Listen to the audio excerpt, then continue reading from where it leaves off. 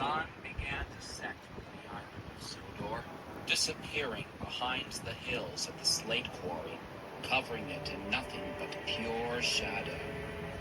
Although most of the workmen had gone home, the quarry was far from quiet, as a well-known source of groans and complaints was looking about. Duncan chuffed around the sidings, pushing freight cars into a train to take back to the transport office at Grover's Gate. He was tired and, not surprisingly, grumpy. It had been the quarry all day. No other freight, no passengers, and certainly no rest. Just slate, slate, slate. Still, he pressed on, knowing this was his last train for today, and he would soon return to the comfort of the sheds. Assuming, of course, that his favorite spot had been taken. Just as he shunted his last few cars, he began to hear puffing from behind. Someone was entering the quarry. Who's there? Duncan tried to sound firm, but upon hearing no response, he felt a little nervous. Suddenly, he gave out a cry of complete terror as a shrill whistle echoed across the quarry. Steady on, Duncan. It's only me. Duncan's fear quickly vanished, now replaced with anger as Sir Handel backed into a siding with some empty cars. His eyes were almost tearing up with laughter. Look at old Sir Handel. Do you have anything else better to do? I'm sorry, Duncan, but I just couldn't resist. Oh, that prank on the bridge was 2 weeks ago. Just leave it be already. Ah, and yet, your reaction just then proves its effects haven't ended. Who would think a confident engine such as you would still not get over a ghost story that isn't even real? Duncan scoffed and fumed out of the quarry. Ever since Duncan's crew scared him at the old iron bridge, Sir Handel took great pleasure in teasing and taunting him about the incident. Duncan knew his boasting was what led to the trick, but all the same, he wished everyone would just forget it and leave him in peace. The crew and Rusty, who made up the ghost story of the bridge, had since apologized, but that didn't seem to stop Sir Handel. He was still chuckling as he and Duncan returned to the sheds. At last, Skarloey stepped in and spoke severely to him. Please, Sir Handel, will you stop with the torment? Poor Duncan has clearly had enough of it. Oh, come now, Skarloey. It's only a bit of fun. It's not my fault Duncan fell for that ghost story that easily. It should have been obviously fake from the start. Surely if an engine did fall off that bridge, it would have been a long-lasting story that would have scarred this railway forever. That is irrelevant. You would be laughing right now if you were in Duncan's position. On the contrary, Rusty, if my crew tried to pull that trick on me, I wouldn't give them the satisfaction. Duncan said nothing and just scowled. Skarloey felt sorry for him and could tell he was going to snap any minute if Sir Handel wasn't put in his place. He then thought of an idea.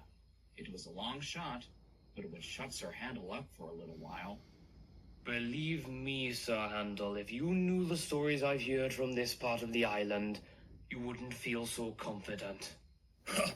You can try, Skarloey, but I'm sure there's no ghost story you know that could frighten me. You misunderstand me, Sir Handel.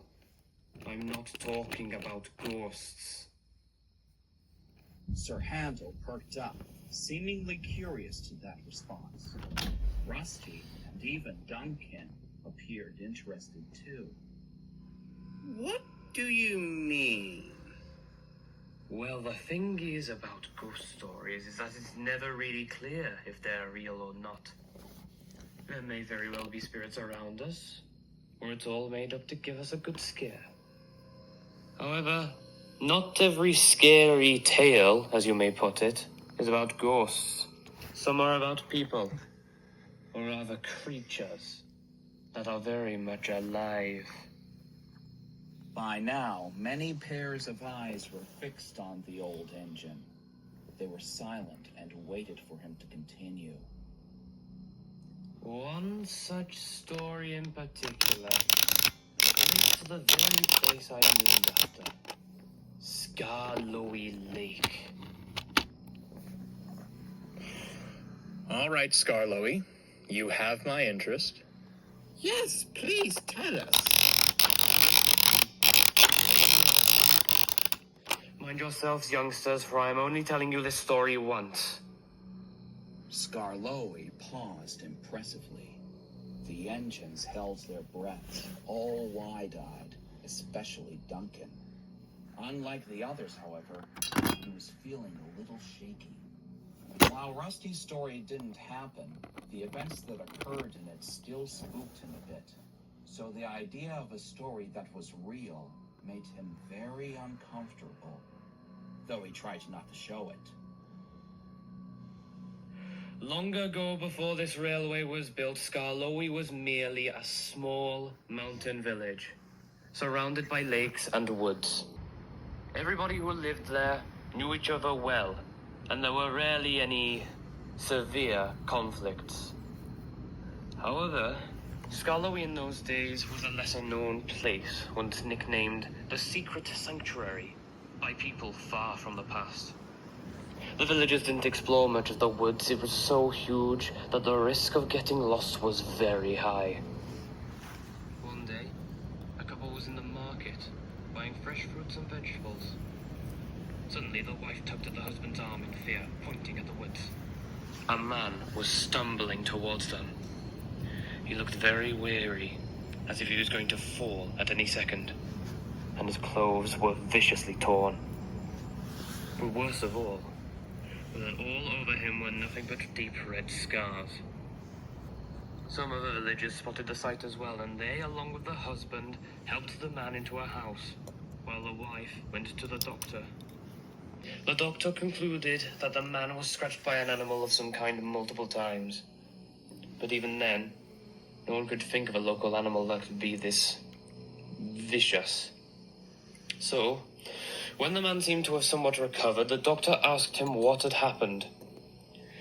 Instead of replying, the man simply screamed and was shaking violently. I was told he did this for at least a few minutes before finally passing out. It was assumed that he was too traumatized to speak of the incident, and that he would possibly need a week until he could explain it. A week went by, then another and another, but every time someone questioned the man, he always gave the same horrifying reaction. Everyone eventually agreed that he would never be able to talk about it, and that they should never bring it up to him again. The husband, however, still wanted answers, so one day he decided to venture into the woods, towards the same direction the man had came from. His wife and many of the villagers were worried, but he assured them that he would stay safe and return to them.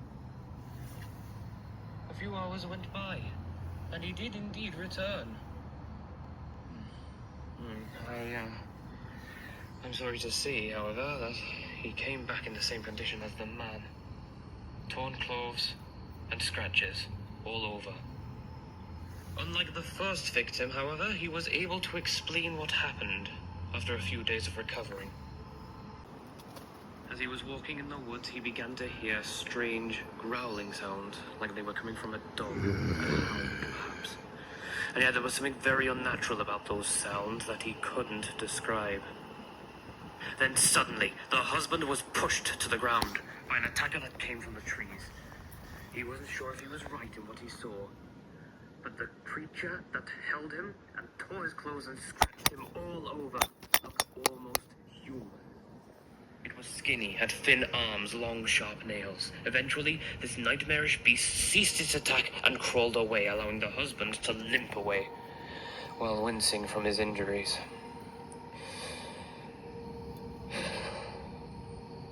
No one could figure out what this creature was, why it attacked, or why it let its victims live.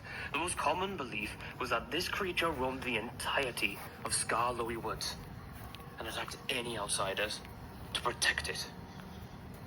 It seemed like the most logical thing, but no one could really be sure. What all the villagers agreed on, though, was that it was very unsafe to enter those woods, alone or otherwise. So they always stayed away, and that remained a tradition for several years. Then, our railway would eventually be built, and myself and Renias would come to the island. This all gave a lot of attention to the small village of Skarloey and the other local places that we traveled to. Many people were eager to explore the lakes and the woods of Skarloey and sometimes adventure beyond into the thick, uninhabited wilderness. However, they were always warned of the creature that roamed there. Some would listen and heed their words, and bright they were too. Very, very bright they were. To those who didn't listen. Skarloey paused once again. Well, sometimes people would emerge from the woods, clothes torn and scars all over. Some would give a description similar to the one that husband gave all those years ago. Others, too traumatized to speak of it. No one had ever gotten physical proof of what all these people claimed, like photographs or recorded films, so no one could confirm this creature as existent. They couldn't confirm its existence as being true fact. Some believed the tale to be some long-lasting scandal made up to attract attention to the village. All the same, the fact that these events happened not only long ago, but also in more recent years, to people who never grew up in the village, was very concerning indeed. It remains a mystery to this day. But the children of those villagers, as well as their children, they still give the warnings of the unusual, disturbing creature of their village of Skarloey.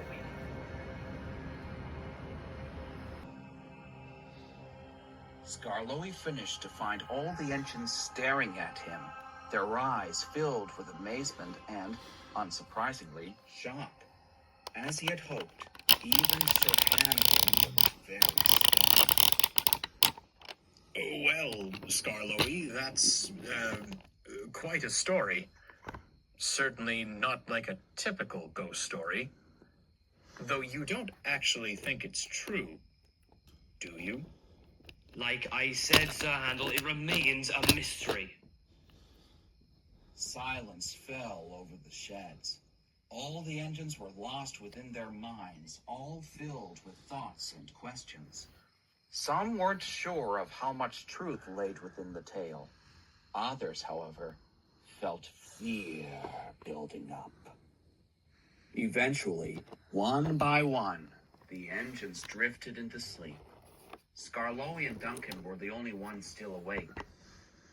Skarloey looked at Sir Handel, then smiled at Duncan. That seemed to shut him up. You shouldn't have to worry anymore now. Duncan, realizing what Skarloey had meant, smiled back, showing his appreciation. And soon, both engines closed their eyes.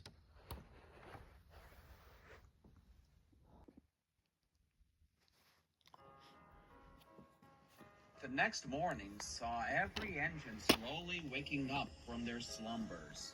All the steam engines feeling warmth around their boilers. Their fires were lit, their water bubbled, and steam began flowing out their chambers. Sir Handel was the first to go. His term at the quarry was upon him. The others had already prepared themselves for the inevitable storm of grumpiness. And to think I once thought the coaches were the worst thing here. And not long after my repaint, too. Oh, to be ruined already. Well, be gentle and treat the trucks with some respect. You might just make it out clean, Boyle. Respect for trucks? What an absurd idea. Oh, suit yourself. Well, don't act surprised if you get negative results. I only did warn you once. No more words came from Sir Handel as he bumped past the sheds. Duncan watched him and snickered quietly. It was served him right if his paint did get ruined after all his teasing. He better have stopped with that nonsense, or I'll make sure he's sorry. Hey, Duncan, settle down. This is a railway, not a factory. You can't do your cockfighting here, my boy. It seems my story has taken his mind away from all of that, so you should be fine. Aye, you're right. But it's just so frustrating. I know I may have deserved it, but I get so tiring. Maybe I just need to learn to ignore them and focus on my work. Yes, that would be the sensible thing to do, my boy. Thoughtfully, Duncan rolled out of the shed and set off for his first train.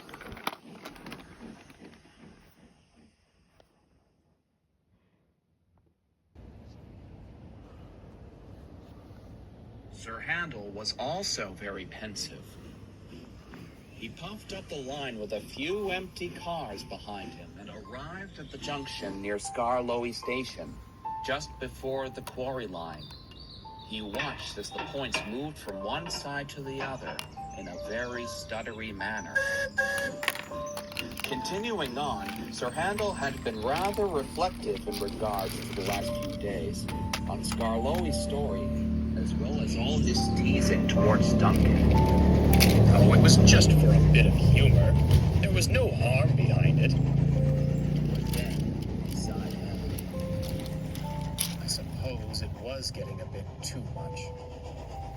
I'll apologize when I next see him. That will put everything right.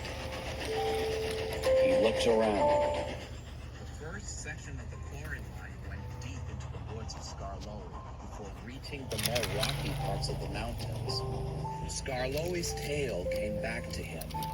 He peered deep into the tall trees and deep bushes. A few squirrels ran back and forth on the branches, and some deer scanned the ground. Nothing unusual whatsoever. Sir Handel chuckled to himself. Oh, goodness. What's wrong with me today? It's just a story.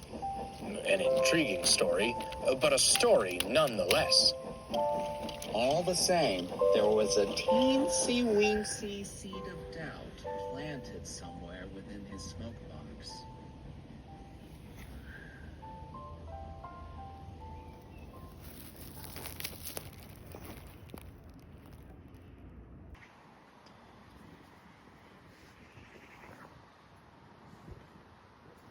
The day was long and exhausting for Sir Handel, but finally, the orange glow of evening had arrived, and his last train of the day was ready.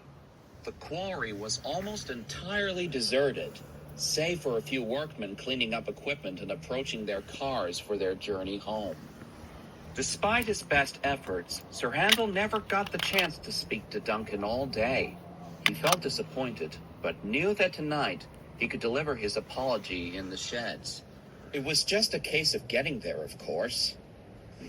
With a toot of his whistle, Sir Handel moved slowly off, pulling his freight cars full of slate away from the quarry.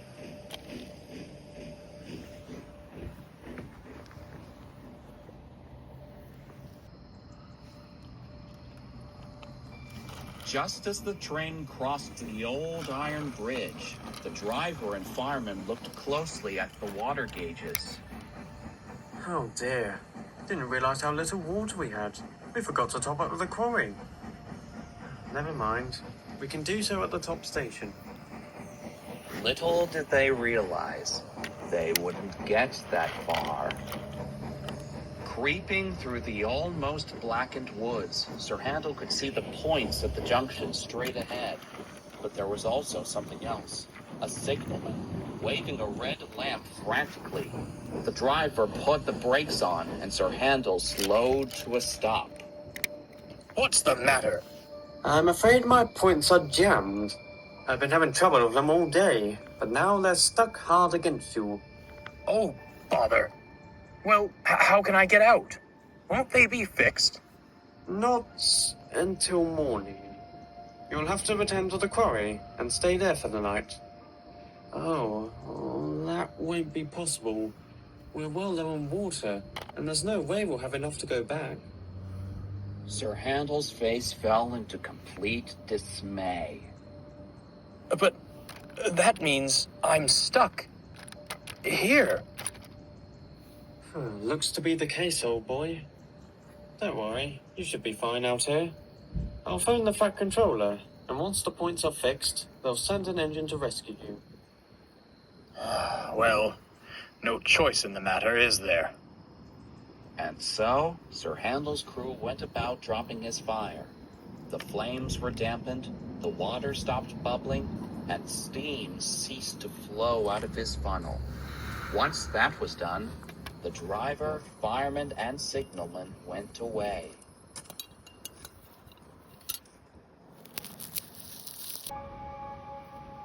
Sir Handel sat quietly, the sun now completely non-existent, and the bright light that was the moon could be viewed through the tangled mess of branches above.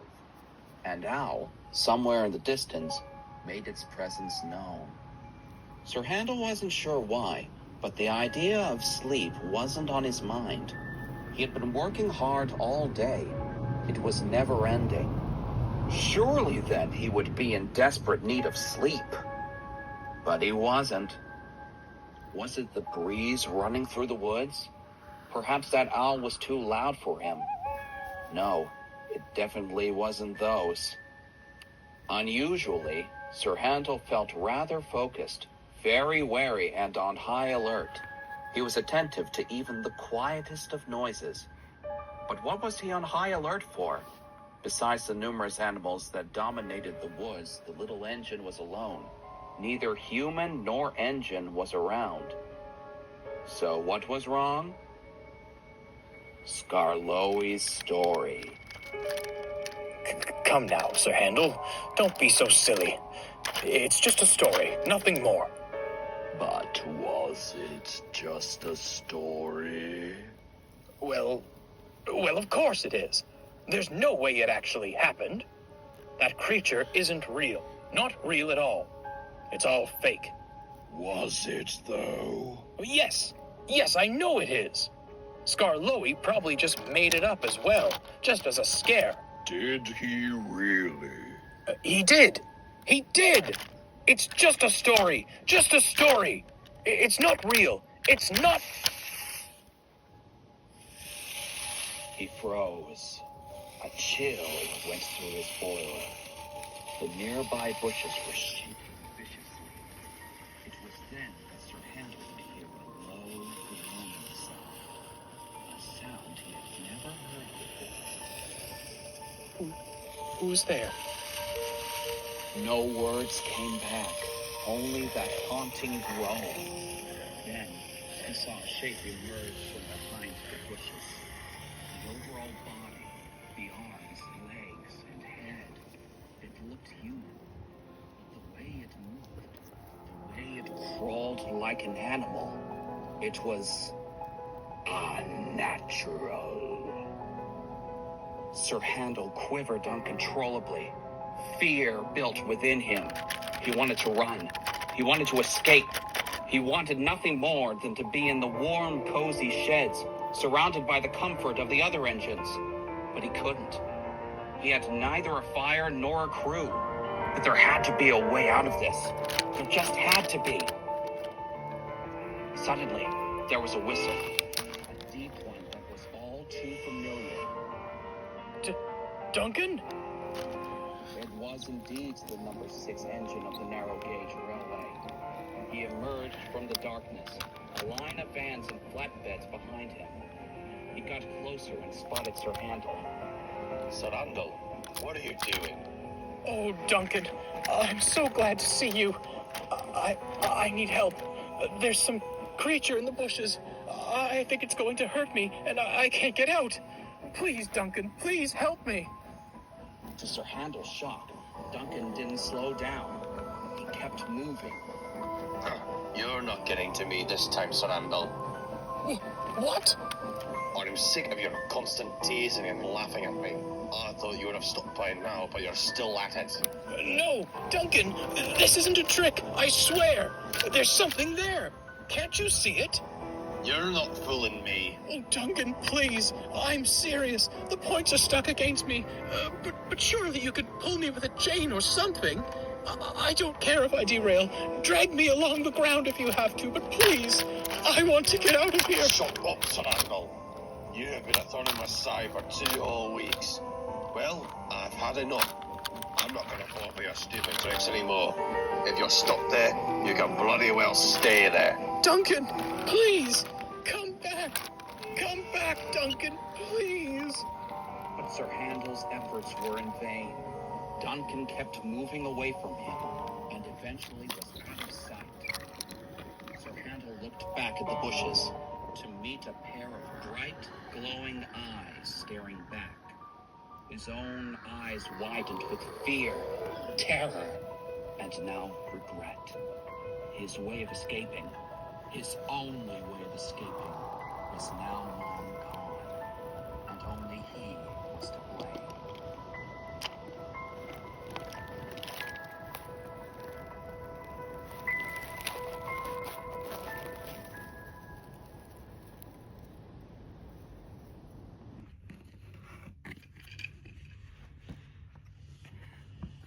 Duncan slowly opened his eyes. Morning was upon him.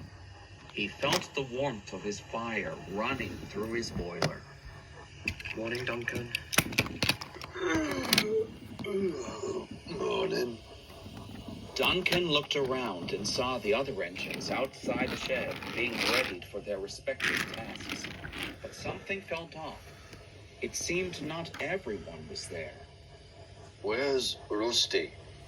Rusty left earlier. Sir Handel was trapped near Skarloey because of a points failure. Rusty's gone to mend them and he'll bring them back here. Aye, I saw him there last night when I passed by. He was up to no good as usual. Oh, really? How so? Oh, he was going about some creature in the woods, asking for help. Clearly trying to pull another trick on me. Did you really? Aye, he must have gotten the idea from that story you told. But I knew better, though. Skarloey didn't say any more, now displaying a look of concern. Duncan found this rather puzzling. What? What's wrong? Why are you looking at me like that? Just then, a familiar horn was heard, tooting in the distance. The engines watched expectantly, and sure enough, the little diesel came round the corner, pulling another engine into the yard. Sir Handel, are you all right? Where were you? The old engine froze, as did the rest of the fleet, as Rusty came to a stop, fully revealing what was brought in. It wasn't who it was. He obviously knew who it was, but it was the state he was in that sent a strong chill down the engine's boilers. Sir Handel was static and silent. His eyes were wide, his breathing deep and heavy. His entire body, his boiler, dome, cab, funnel, and even his face were covered in deep, long scratches. Handel. Rusty pulled up alongside. I tried asking the same thing, but he started screaming. He screamed for nearly a whole minute. He hasn't said a single word since. An unsettling silence fell upon the sheds. All the engines focused on the horrific attack on their dear friend. If they weren't so focused on him, they would have noticed that Duncan was feeling very disgusted. Not just the sight standing before him, but towards himself. He thought back to last night when he saw Sir Handel calling out to him, begging for his help. He remembered how he felt in the moment, seeing it all as one big joke to scare him, as the story of the old iron bridge once did. Now, looking back, remembering Sir Handel's cries and pleas for help, only then did he realize how